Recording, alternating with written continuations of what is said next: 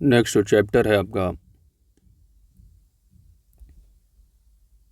Chapter 11, that is पंचायती राज व्यवस्था पर आधारित प्रश्न होंगे। थ्योरी के लिए आप लोगों ने चैनल पर देखा होगा घटना चक्र 2022 एडिशन को। अगर अभी तक कवर नहीं किया है थ्योरी के पार्ट को तो आप वहाँ से ज़रूर कवर कीजिए। ये जो चैप्टर है शायद वो चैप्टर नंबर आपको 6 में मिलेगा, पंचायती राज व्यवस्था में ग्रामीण विकास, घटना चक्र 2022 एडिशन। प्लेलिस्ट का लिंक आपको वीडियो के डिस्क्रिप्शन में मिलेगा या चैनल और प्लेलिस्ट में जाइएगा, मिल जाएगा। यूट्यूब की सर्च बॉक्स में जाइए और टाइप कीजिए घटना चक्र ग्रामीण परवीश by online study kingdom, link मिल जाएगा आपको। पहला प्रश्न है कि ग्राम शब्द का सर्वप्रथम उल्लेख किस साहित्य में मिलता है। ऑप्शन यहाँ पर आपका बी सही जवाब है, वैदिक साहित्य में। ग्राम शब्द का सर्वप्रथम उल्लेख वैदिक साहित्य में मिलता है। इस साहित्य में गांव की समृद्धि के लिए प्रार्थना की गई है। ग्राम वह क्षेत्र होता है जहां लोग मिलकर रहते हैं, प्रकृति से निकटता से जुड़े रहते हैं, उसी के अनुरूप आर्थिक गतिविधियां करते हैं, जैसे कि कृषि, पशुपालन, मत्स्य पालन आदि। वैदिक काल में ग्रामीण प्रशासन का जो प्रमुख अधिकारी होता था वह कौन होता था। ऑप्शन यहाँ पर ए सही जवाब होगा, ग्रामणी। वैदिक काल में ग्रामीण प्रशासन का प्रमुख अधिकारी ग्रामणी होता था। ग्रामणी का मुख्य कार्य गांव को चोर, डाकुओं एवं राज्य के भ्रष्ट कर्मचारियों से पितृवत रक्षा करना था। उसे ग्राम सभा की बैठकों को बुलाने तथा गांव के लोगों पर अर्थदंड लगाने का अधिकार भी था। डॉक्टर बनर्जी के अनुसार वैदिक काल में मौलिक रूप से गांव स्वायत्तशासी संस्था थी और वह केंद्रीय नियंत्रण से मुक्त थी। नेक्स्ट, मध्यकालीन भारत में ग्रामीण स्वशासन की प्रणाली दैट इज पंचायती राज व्यवस्था किन कारणों से कमजोर हो गई है। सही जवाब होगा नगरों पर अधिक ध्यान देना, प्लस जमींदार को बढ़ावा देना, साथ ही साथ जागीरदारी प्रथा को बढ़ावा देना। उपरोक्त सभी यहाँ पर सही जवाब होगा। शिवाजी के काल में ग्राम प्रधान के रूप में कौन कार्य करता था। सही जवाब होगा ऑप्शन सी, पाटिल। शिवाजी के काल में ग्राम प्रधान के रूप में पाटिल कार्य करता था।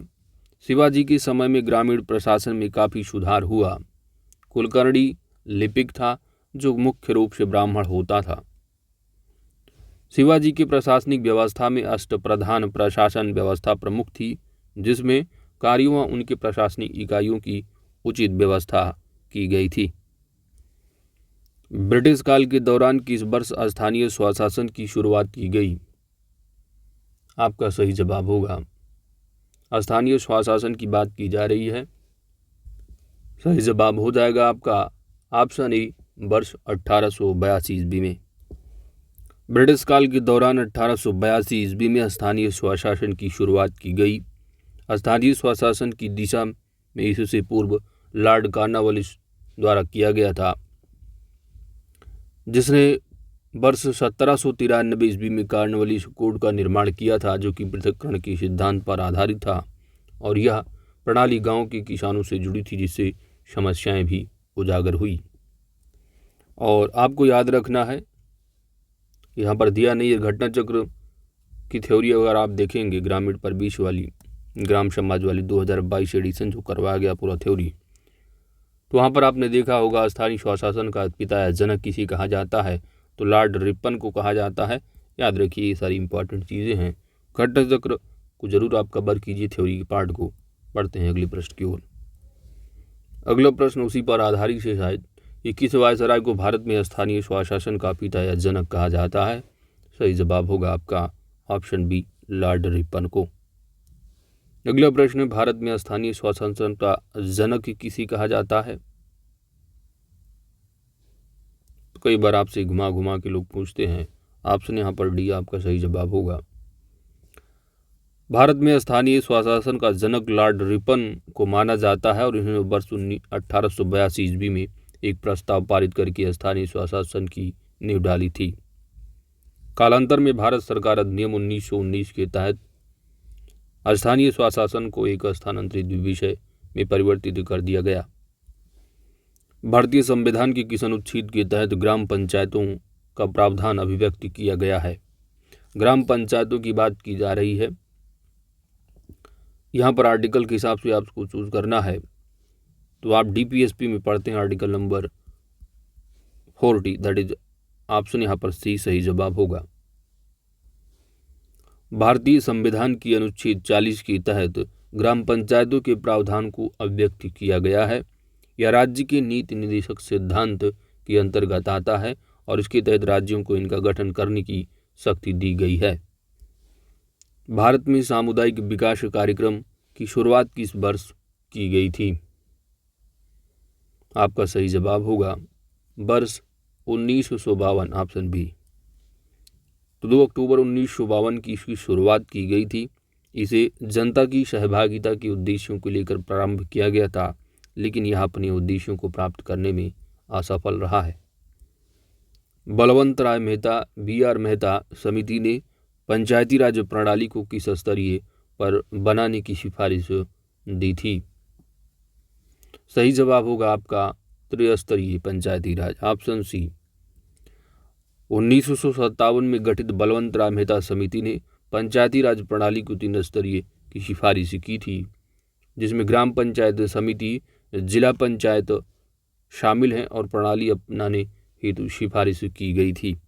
तो याद रखिए त्रिस्तरीय है ग्राम पंचायत समिति और जिला पंचायत। ठीक है, आप घटना चक्र 2022 अच्छे से कवर कीजिएगा, वहाँ घटना चक्र 2022 एडिशन न्यू वाली, ठीक है, उसको आप कवर कीजिए। ये सब चीज़ें आपको आसानी से वहाँ पर थ्योरी की पार्ट में कवर कराया गया है। 3 स्तर हैं, 2 स्तरीय किसने कहा था, ये सब सारी चीज़ें मिल जाएंगी आपको। अगला जो प्रश्न है आपका, बलवंत राय मेहता समिति की सिफारिश पर सर्वप्रथम किस राज्य में लोकतांत्रिक विकेंद्रीकरण को लागू किया गया था? लागू करने की यहाँ पर बात की जा रही है। आपका यहाँ पर सही जवाब बनेगा आंध्र प्रदेश। ठीक है, लागू, वैसे इसकी शुभारंभ स्टार्टिंग जो कर दी गई थी वो तो नागौर डिस्ट्रिक्ट राजस्थान से हुई थी। यहाँ पर आपको याद रखना है शुभारंभ सबसे पहले जो किया गया है इनमें से अब देखेंगे तो आंध्र प्रदेश को लगाएंगे। थ्योरी के पार्ट को कवर कीजिए, अच्छे से डिटेल में वहाँ पर बताया गया है। अगला प्रश्न है कि पंचायती राज संस्थाओं के संबंध में अशोक मेहता समिति का गठन कब किया गया था? यहाँ पर आपका सही जवाब होगा वर्ष 1977 ईस्वी में। इन पंचायत समितियों का याद जरूर रखिएगा, इनसे ईयर भी कभी कभी मिलाने को पूछता है, तो थ्योरी के पार्ट को कवर कीजिए, वहाँ मिल जाएगा सब चीज़ें। पंचायती राज व्यवस्थाओं या शासन स्थानों के संबंध में अशोक मेहता समिति का गठन वर्ष 1977 ईस्वी में किया था जनता पार्टी की सरकार के द्वारा। इस समिति ने त्रिस्तरीय के स्थान पर कितने स्तरीय, अशोक मेहता ने द्विस्तरीय की बात की थी। किस समिति ने पंचायती राज संस्थाओं को संवैधानिक दर्जा देने की सिफारिश की थी? आपका सही जवाब हो जाएगा एलम सिंघवी समिति, ऑप्शन डी। वर्ष 1986 में गठित एलम सिंघवी समिति ने पंचायती राज संस्थाओं को संवैधानिक दर्जा देने की सिफारिश की थी। कालांतर में 73वां संविधान संशोधन अधिनियम 1992 के तहत पंचायती राज व्यवस्था को संवैधानिक दर्जा प्रदान किया गया। पंचायती राज व्यवस्था के संदर्भ में PK थोंगन समिति का गठन कब किया गया था? सही जवाब होगा वर्ष 1989 ईस्वी में, ऑप्शन बी। पंचायती राज व्यवस्था के संदर्भ में PK थोंगन समिति का गठन वर्ष 1989 में किया गया था। इन्होंने पंचायतों को संवैधानिक दर्जा देने की सिफारिश की थी। याद रखिएगा, एलम सिंघवी पंचायती राज संस्थाओं की बात की थे और इन्होंने पंचायतों की व्यवस्था की थी। और PK थोंगन और एलम सिंघवी दोनों में देखेंगे तो आप एलम सिंघवी लगाइएगा। वर्ष 1986 की सबसे पहले रिकमेंडेशन उन्हीं की रही है। ठीक है, तो याद रखिएगा। आगे बढ़ते हैं। अगला जो प्रश्न है आपका वो ये है कि किस संवैधानिक संशोधन अधिनियम के तहत पंचायती राज व्यवस्था को संवैधानिक दर्जा दिया गया है? सिंपल सी बात है, 73वां। याद रखिएगा कौन सा है, 73वां है और इसी के साथ ये भी अक्सर तो आपसे 73वां ही पूछा जाएगा, बाकी 74वां म्यूनसिपालिटी का आता है। ठीक है, अगला है कि संविधान के किस अनुच्छेद की अंतर्गत ग्राम सभा का प्रावधान किया गया है? तो यहाँ पर आपका सही जवाब बनेगा ऑप्शन ए, आर्टिकल 243A। ठीक है, ग्राम सभा की कार्यपालिका कौन है निम्न में से? आपका सही जवाब होगा वो है ग्राम पंचायत, ऑप्शन ए। ग्राम पंचायत को ग्राम सभा की कार्यपालिका भी कहा जाता है। इसके सदस्यों का निर्वाचन प्रत्यक्ष रूप से होता है और ग्राम पंचायत के अध्यक्ष की चुनाव की प्रक्रिया राज्य द्वारा निर्धारित रीति के अनुसार होती है। ठीक है, ये सब आप चीज़ें आप डिटेल में समझिए। प्रत्यक्ष रूप, अप्रत्यक्ष रूप, इन 3 स्तरों में जो ग्राम प्रधान होते हैं, BDC होते हैं, प्रमुख होते हैं, जिला पंचायत सदस्य अध्यक्ष, है ना, इनके ऊपर कौन कौन यहाँ अधिकारी होता है। गांव में देखेंगे तो BDO, यहाँ पर आपके ग्राम विकास अधिकारी निचले में, दूसरे में देखेंगे तो खंड विकास अधिकारी, ऊपर देखेंगे तो CDO यानी मुख्य विकास अधिकारी होते हैं। ये सारी चीज़ें आपको डिटेल में घटना चक्र 2022 में अच्छे से थ्योरी के पार्ट में कवर कराया गया है। आगे बढ़ते हैं, तो आप उसको थ्योरी को जरूर कवर कीजिए। बाकी यदि आपके पास बुक है तो कोई एक बुक पढ़ लीजिए अच्छे से, मेरे हिसाब से घटना चक्र आप पढ़ लेंगे ज़्यादा बेटर रहेगा। चलिए, निम्न में से कौन सा ग्राम सभा का कार्य है? ग्राम सभा का कार्य तो सामुदायिक कल्याण हो गया, बजट पर विचार विमर्श, आर्थिक लेखा पर चर्चा, यहाँ पर सभी के सही जवाब हो जाएगा। पंचायतों का जो निर्वाचन है वो करता कौन है? जो राज्य का निर्वाचन जो आयोग होता है वो करता है, यानी ऑप्शन यहाँ पर आपका बी सही जवाब होगा। संविधान का जो आर्टिकल नंबर 243 है, 243 में पंचायतों के लिए राज्य निर्वाचन आयोग के गठन का प्रावधान है, जिसकी नियुक्ति राज्यपाल के द्वारा की जाती है। किसके द्वारा? राज्यपाल के द्वारा। और ये आयोग के पंचायतों के लिए चुनाव का पर्यवेक्षण एवं निर्देशन एवं नियंत्रण करता है। भारत में ग्राम पंचायतों की कुल संख्या कितनी है? ऑप्शन यहाँ पर आपका सही जवाब है ऑप्शन डी। थ्योरी के पार्ट को आप कवर कीजिएगा, मिल जाएंगी सारी चीजें। एक ग्राम पंचायत में महिलाओं के लिए कितने प्रतिशत पद आरक्षित होने चाहिए? तो 1/3, ऑप्शन ए सही जवाब होगा 33%। संविधान का आर्टिकल नंबर 243D3 में आपको देखने को मिलेगा कि प्रत्येक पंचायत में महिलाओं के लिए 1/3 स्थान आरक्षित हैं और अगस्त 2009 में केंद्र सरकार ने महिलाओं के लिए आरक्षित सीटों की संख्या बढ़ाकर 50% कर दी है। ठीक है, याद रखिएगा 50% तक की बात की जाती है। थ्योरी के पार्ट को कवर कीजिए, मिल जाएंगी सारी चीज़ें, अच्छे से बताया गया है। बिहार, मध्य प्रदेश, केरल, उड़ीसा, हिमाचल प्रदेश, उत्तराखंड, राजस्थान, छत्तीसगढ़, मणिपुर में महिलाओं के पंचायती राज व्यवस्था में 50% आरक्षण दिया गया है। तो सिंपल सी बात है, समझो एक ही बात, एग्जाम में जो पूछा जाने वाला तथ्य वही पूछा जाएगा, कितने पद से आरक्षण है, तो आपको 33% लगाना है, क्योंकि संविधान में मेंशन है कि महिलाओं के लिए जो आरक्षण वो कम से कम 33% होना ही चाहिए। बाकी स्टेट चाहे तो वो 50% तक अपना बढ़ा सकती हैं, वो स्टेट के ऊपर निर्भर करेगा। तो विभिन्न जो बिहार हो गया, मध्य प्रदेश, केरल, यहाँ देखेंगे तो 50% है, लेकिन अपने यूपी में देखेंगे तो यहाँ पर 33% है। भारत में ग्राम पंचायतों की जो संख्या है वह उसके बारे में आपको बताना है कि इसमें से कौन सा सही है, आपको बताइए। सही जवाब होगा कि जो गैर आबादी वाले गांवों की संख्या है वह अधिक है। ऑप्शन ए यहाँ सही जवाब होगा। भारत में ग्राम पंचायतों की संख्या गैर आबादी वाले गांवों से अधिक है और भारत में ग्राम पंचायतों की संख्या देखोगे तो 2.5 लाख से अधिक है। यदि पंचायत भंग होती है तो किस अवधि के अंदर चुनाव होंगे? सिंपल सी बात है, 6 माह के अंदर होने चाहिए चुनाव।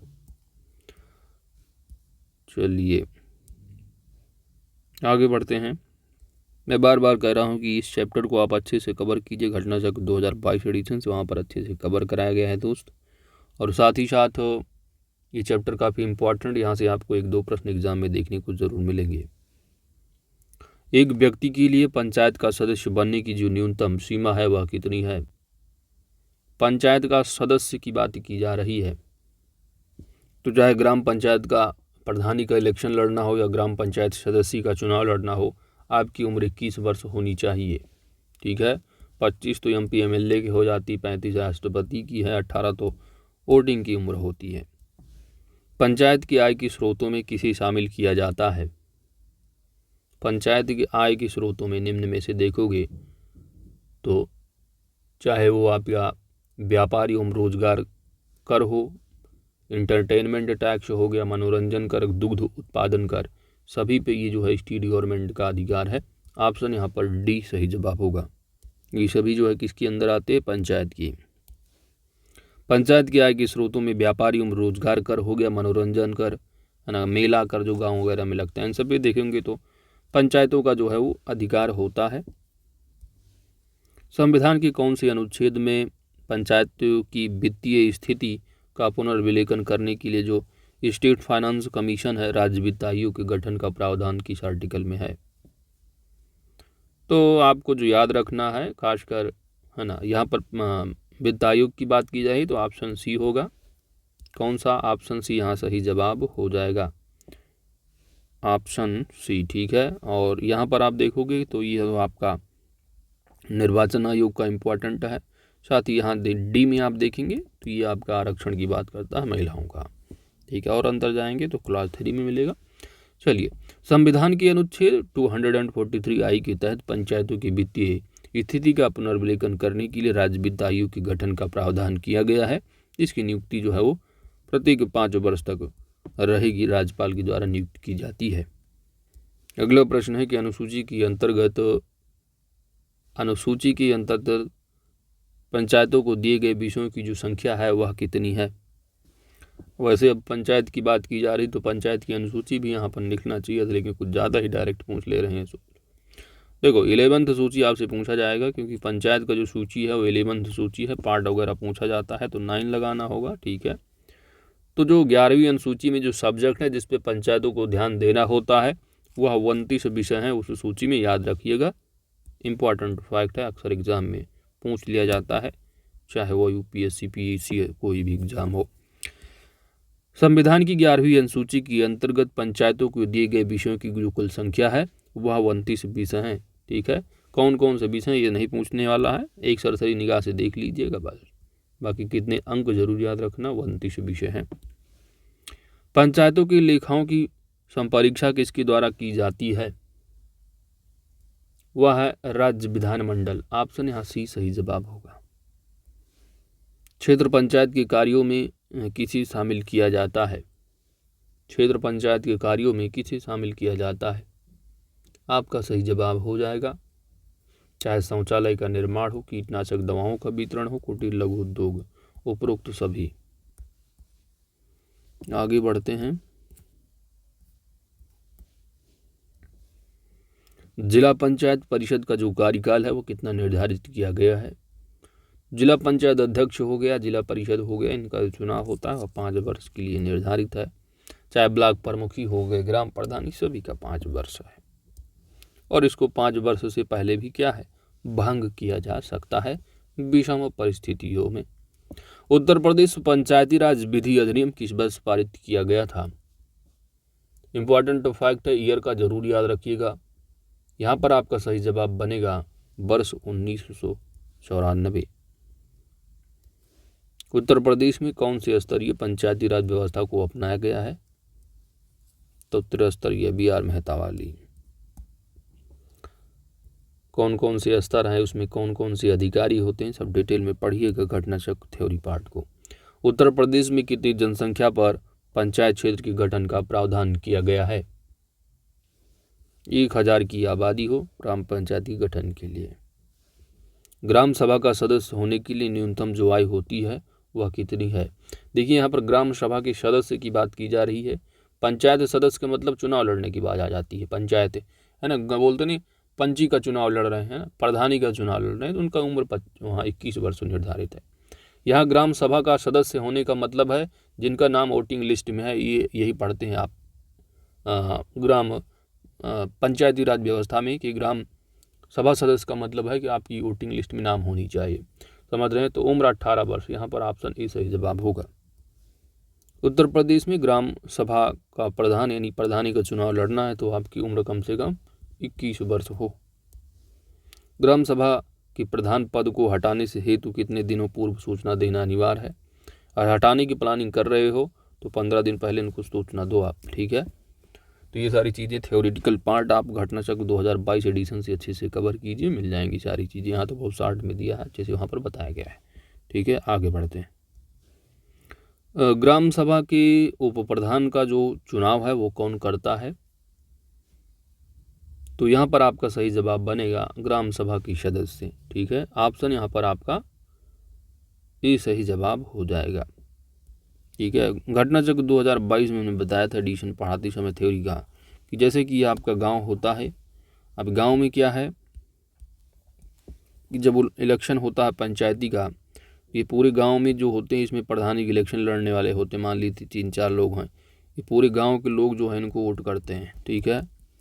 वहीं पर जो पंचायत सदस्य का चुनाव लड़ते हैं, पंची का चुनाव जो लड़ते हैं, वो ये पूरा गांव जो होता है वार्डों में बटा होता है, ठीक है। कितने वार्ड मैक्सिमम, कितने वार्ड मिनिमम, ये सारी चीज़ें घटना चक्र 2022 एडिशन में बताया गया है। तो यहाँ पर जो मेंबर होते हैं इस पूरे एरिया में, यहाँ से एक मेंबर बनेगा, यहाँ से बन जाएगा, यहाँ से बन जाएगा, इस तरह आप देखेंगे, ठीक है। तो ये जो मेंबर होते हैं उप प्रधान, इन्हीं में से किसी एक मेंबर को जो है वो चुन लिया जाता है।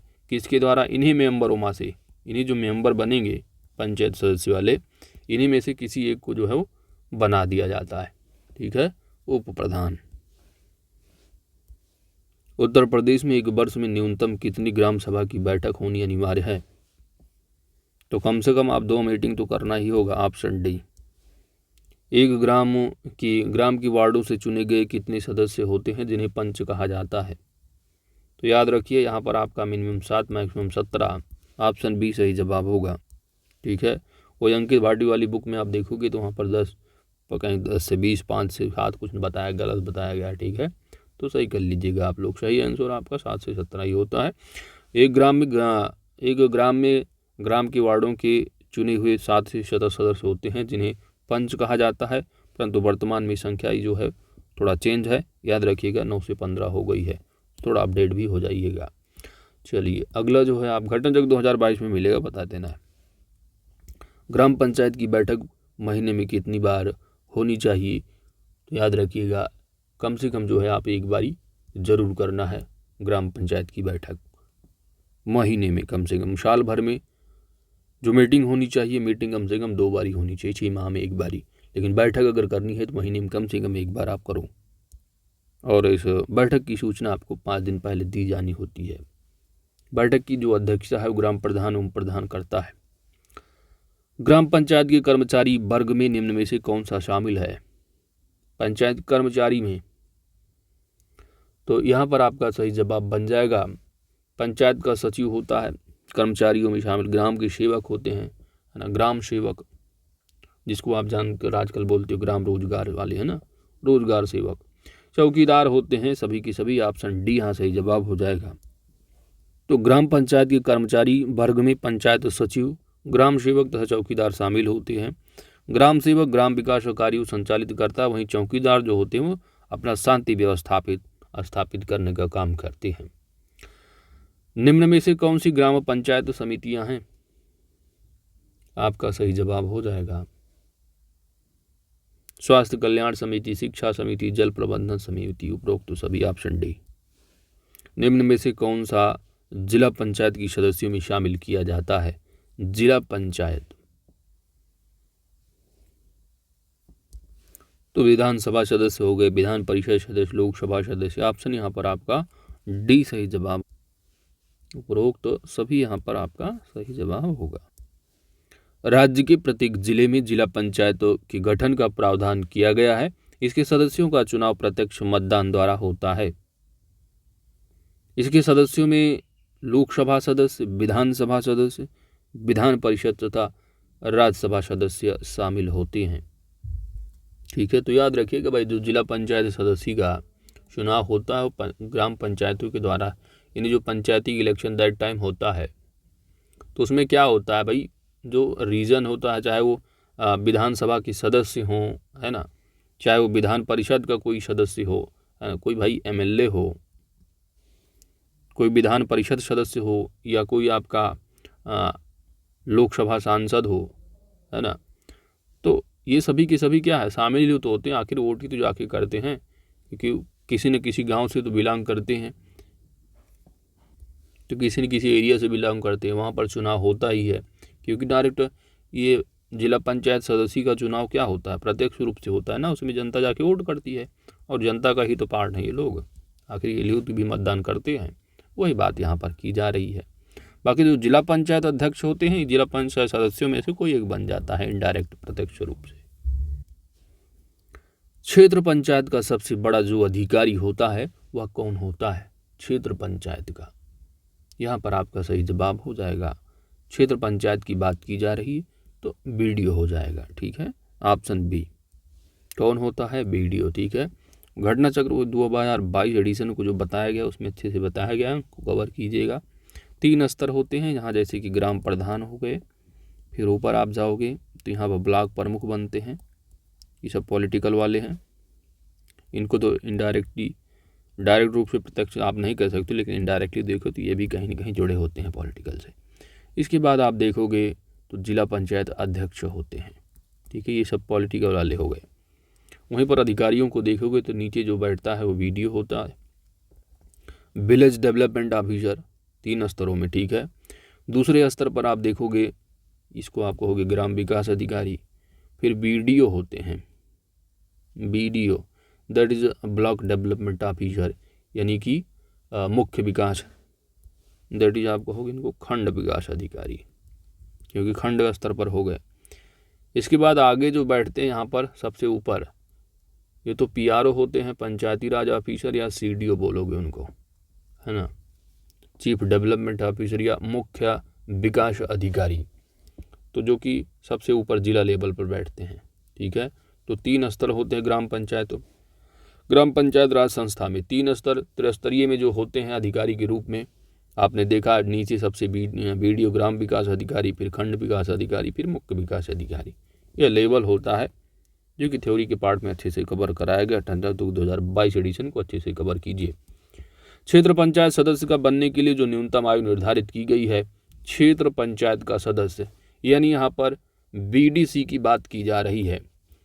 BDC that is block development committee member होते हैं ये लोग, और इन्हीं में से किसी एक को ब्लॉक प्रमुखी का जो है वो बना दिया जाता है, इन्हीं बीडीसी मेंबर चुन लेते हैं किसी एक को। तो याद रखिएगा, इनकी जो उम्र होनी चाहिए कम से कम वह कितनी होनी चाहिए, चुनाव लड़ना है बीडीसी का, तो चाहे बीडीसी का लड़ना हो, प्रधानी का लड़ना हो, पंचायत सदस्य का लड़ना हो, सभी की उम्र 21 वर्ष। उत्तर प्रदेश में महिलाओं के लिए जिला पंचायतों में, किसमें, जिला पंचायतों की यहाँ पर बात की जा रही, ध्यान दीजिएगा। तो वैसे आप ग्राम पंचायतें देखेंगे तो 33% है, लेकिन जिला पंचायतों में 50% आरक्षण की बात की गई है। ऑप्शन बी यहाँ सही जवाब होगा। तो यही सब थोड़ा इंपॉर्टेंट पॉइंट हो जाते हैं, कभी कभी एग्जाम में गलतियाँ हो जाती है, तो ध्यान देना है। तहसील स्तर पर सरकारी निकायों को क्या कहा जाता है, तहसील स्तर पर सबसे नीचे देखोगे तो ग्राम सभा होती है, तहसील स्तर पर देखोगे तो आप उसको पंचायत समिति कहोगे, ऊपर चले जाओगे तो आप उसको जिला परिषद कहोगे, 3 स्तरों में, ठीक है। संविधान में जो पंचायती राज गठन की बात की गई है, आर्टिकल 40 में, देश में पहली बार पंचायती राज व्यवस्था की जो शुरुआत की गई है वह नागौर डिस्ट्रिक्ट राजस्थान से 2 अक्टूबर को हुई है। तो याद रखिएगा, देश में पहली बार पंचायती राज व्यवस्था की जो शुरुआत की गई हो नागौर डिस्ट्रिक्ट में 2 अक्टूबर 1962 को शुरुआत की गई है, और तत्कालीन जो प्रधानमंत्री रहे JL नेहरू, इनके द्वारा शुरू किया गया था, ठीक है, याद रखिएगा। आगे बढ़ते हैं। पंचायती राज क्षेत्र में विशेष प्रगति हेतु जो सामुदायिक विकास कार्यक्रम की शुरुआत की गई है वह वर्ष 1952 में, 2 अक्टूबर 1952। ग्रामीण प्रशासन या पंचायती राज व्यवस्था के क्षेत्र में विशेष प्रगति हेतु सामुदायिक विकास कार्यक्रम की शुरुआत वर्ष 1952 में की गई है, 2 अक्टूबर को, और इसकी शुरुआत गांधी जयंती के अवसर पर हुई थी। इसके 2 प्रमुख उद्देश्य थे, कौन थे जानते हो, असफल है, देख लो। उद्देश्य रहे क्या रहे कि ग्रामीण क्षेत्रों में लोगों को सर्वांगीण विकसित करना था, जनता की जन सहभागिता को भी बढ़ावा देना था। तो दोस्तों, इसी 50 प्रश्नों के साथ आपका जो चैप्टर नंबर है 11 वह कंप्लीट हो जाता है। इसके बाद जो आने वाला चैप्टर है आपका 12वां, और 13वां। ठीक है, तो 12वीं में क्या है, आपको सेंट्रल गवर्नमेंट की जो ग्रामीण विकास से संबंधित योजनाएं हैं, और 13वां क्या होगा आपका, यूपी स्टेट की जो ग्राम विकास योजनाएं हैं उनसे संबंधित प्रश्न होंगे। और इन्हीं को कवर करने के बाद पूरा जो आपका यह अरिहंत वाली बुक है MCQ पूरा व्याख्या सहित प्रश्न उत्तर आपका कंप्लीट हो जाएगा। बाकी ऑलरेडी आपका जो इसकी और MCQ बचे हैं 10 सेट वाले, उसको ऑलरेडी आपने कवर कर लिया मास्टर वीडियो में। ठीक है, चलिए, तो आज की चैप्टर में इतना आपका पूरा का पूरा कंप्लीट हो जाता है 50 प्रश्न।